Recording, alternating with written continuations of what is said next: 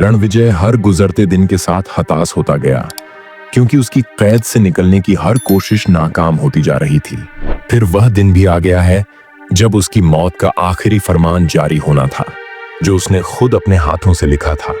रणविजय, आज 29 तारीख है। आज वो शैतान मेरा आखिरी लेटर पोस्ट करेगा। फिर से जाएगा आज रात। खिड़की के पास जाकर देखता हूँ, फिर से मेरे कपड़े पहनकर जा रहा है। काश मेरे पास कोई बंदूक होती, जान ले लेता उसका। इंतजार करता हूँ यही। नहीं नहीं, अगर वह भलमानुष लड़कियां यहाँ आ गई तो अपने कमरे में जाता हूँ। रणविजय अपना दर्द और मायूसी दूर करने के लिए फिर से डायरी लिखने लगा। कुछ देर बाद उसे नींद आ गई, पर पता नहीं कैसे, लेकिन पूरे दिन उसकी आंख नहीं खुली। आखिरकार सूरज ढलने के बाद उसके कमरे में डैनी आ पहुंचा। Danny, get up my dear friend. Ranvijay ऊँघते हुए उठता है और अचानक डैनी को सामने पाकर बोलता है, आप यहाँ। डैनी कहता है, आपके जाने का वक्त आ गया है। कल सुबह महल में कुछ काम करने वाले आएंगे। उनके जाने के बाद आप हमेशा के लिए, मेरा मतलब, घर जा पाएंगे। शाही बग्घी आपको कल घाटी से बाहर तक छोड़ आएंगी, जहां से आपके राजसमंद पहुंचने का इंतजाम हो गया है। तो मैं सोचता हूं यह हमारी आखिरी मीटिंग है। मुझे किसी काम से बाहर जाना है। रणविजय बोलता है, क्यों ना मैं आज रात ही चला जाऊं। Danny, of course my dear friend, लेकिन उसके लिए बग्घी होनी चाहिए, और बग्घी वाला कल सुबह ही मिल सकता है। रणविजय तुरंत बोल पड़ता है, कोई बात नहीं, मैं पैदल चला जाता हूं। सामान भी कुछ ज्यादा नहीं है मेरे पास। डैनी, ओह ठीक है, जब आपने मन बना ही लिया है तो मैं कैसे रोक सकता हूं आपको, और मैं नहीं चाहता कि आप अपनी इच्छा के बिना यह एक पल भी रुके। तो फिर ठीक है, आप जा सकते हैं। रणविजय, हाँ, रेडी। रणविजय मन ही मन सोचता है, शैतान मुझे इतनी आसानी से जाने दे रहा है। शायद इसके पीछे भी कोई चाल है इसकी। अरे ये दरवाजा बिना चाबी के कैसे खोला इसने? ओह गॉड, ये तो भेड़ियों की फौज है। यहां से मैंने एक भी कदम बाहर रखा तो नहीं। मिस्टर डैनी, मैं कल ही चला जाऊंगा यहां से। प्लीज दरवाजा बंद कर दीजिए। डैनी जोर से हंसता है, as you wish my dear friend, और फिर दरवाजे को बंद कर देता है। रणविजय सोचता है, इतने सारे भेड़िए कहां से आ गए थे दरवाजे पर? शायद इसी के इशारे पर। मुझे पता है यह दरिंदा जरूर कोई ना कोई खेल खेल रहा है मेरे साथ। कैसी मुस्कान थी उसके चेहरे पर। दिल कर रहा है जान ले लूं उसकी, पर मैं तो खुद उसकी दया पर जिंदा हूं। ये कैसी आवाज आ रही है यहाँ पर? कौन बातें कर रहा है? कान लगाकर सुनता हूं। रणविजय गौर से सुनता है कि वह भलमानुष लड़कियां और डैनी आपस में बात कर रहे हैं। भलमानुष लड़कियां, अब हम और ज्यादा इंतजार नहीं कर सकते हैं, हमें उसका शिकार करना है। डैनी, अभी चुपचाप चली जाओ यहाँ से। मैं तुम्हें पहले ही बोल चुका हूँ, आज की रात मेरी है और कल की तुम्हारी, इसलिए अभी चली जाओ भलमानुष लड़कियां। लेकिन क्यों, अभी क्यों नहीं? अब हमसे और इंतजार बर्दाश्त नहीं होता। डैनी, सब्र करो स्वीट हार्ट, क्योंकि सब्र का खून मीठा होता है। और सब मिलकर जोर जोर से हंसते हैं। रणविजय के मन में बहुत जोरदार हड़बड़ाहट होती है, और वह मन ही मन बोलता है, आज की रात मेरी और कल की तुम्हारी। आखिर क्या करने वाले हैं मेरे साथ है ऊपर वाले? आखिर क्या बिगाड़ा है मैंने इनका? ये सब क्यों हो रहा है मेरे साथ?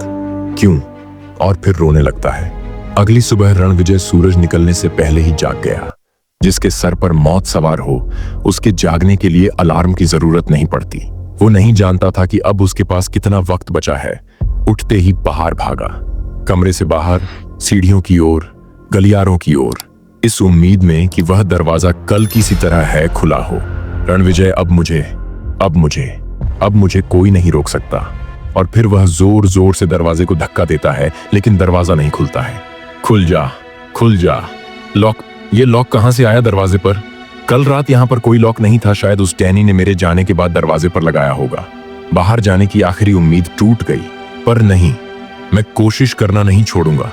शैतान के हाथ से मरने से अच्छा है मैं बचने की कोशिश करते हुए मर जाऊं। पर क्या करूं? हाँ, सिर्फ एक ही रास्ता है मुझे। चाबी को फिर से ढूंढना होगा। मैं फिर से डैनी के रूम में जाता हूं। शायद इस बार किस्मत साथ दे दे। और फिर दौड़ता हुआ रणविजय डैनी के रूम की ओर जाता है और डैनी के रूम के दरवाजे को खोलता है। रणविजय, माय गॉड, डैनी नहीं है यहाँ पर। चाबी ढूंढता हूं, किधर होगी? किधर? कहां पर है? ओह शिट, कहीं नहीं है, कहीं नहीं है। जरूर उसने अपने साथ रखी होगी चाबियां, लेकिन इस वक्त वह कहां पर होगा? शायद उधर। और फिर रणविजय उस समय आगे की ओर बढ़ता है। उसी कोठरी में होगा, कोफिन में लेटा होगा। यह रहा वह कोफिन। हे ऊपर वाले, यह बदबू, इस कोफिन पर आज ढक्कन क्यों है? देखता हूं और फिर रणविजय उसका ढक्कन उठाता है। हे ऊपर वाले, ये डैनी है, इसको क्या हो गया? ये जवान कैसे हो गया? इसके आधे से ज्यादा बाल काले हो चुके हैं, सूखे पिच के सफेद गाल गुलाबी हो चुके हैं, गहरे गड्ढों में धंसी हुई आंखें, सूखे गाल सब बदल चुके हैं। ये इसके होठों पर, ये तो खून है शायद। एक रात में पूरा बदल गया है ये तो। है ऊपर वाले, मैं तो यहाँ पर चाबी ढूंढने आया था। घिन आती है मुझे इसके बदन से, पर फिर भी चाबी के लिए टटोलना पड़ रहा है।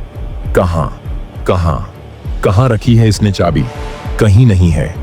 एक सेकंड, तो इसका मुंबई में प्रॉपर्टी खरीदने का मकसद यहां से बाहर जाकर नए शिकार ढूंढना है।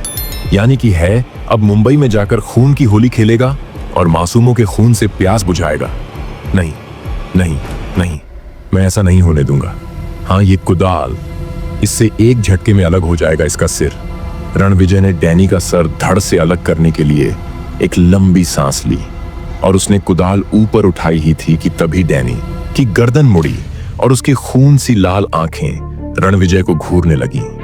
खौफ से रणविजय के हाथ से कुदाल गिर गई। वो इतना डर गया कि अपनी जान हथेली पर लेकर वहां से भाग निकला। रणविजय, ओह गॉड, आज पता नहीं ये मैंने क्या कर दिया। अब मेरे साथ क्या होगा? आगे की कहानी जानने के लिए हमारे साथ बने रहे। अगर आप लोगों ने पहला भाग नहीं देखा है तो पहले देख लें, तभी आपको यह कहानी समझ में आएगी। प्यारे दोस्तों, आपको यह कहानी कैसी लग रही है? कमेंट बॉक्स में जरूर बताएं। मेरे चैनल को सब्सक्राइब करें, वीडियो को लाइक और शेयर करें। मिलते हैं आपको अगले भाग में। धन्यवाद।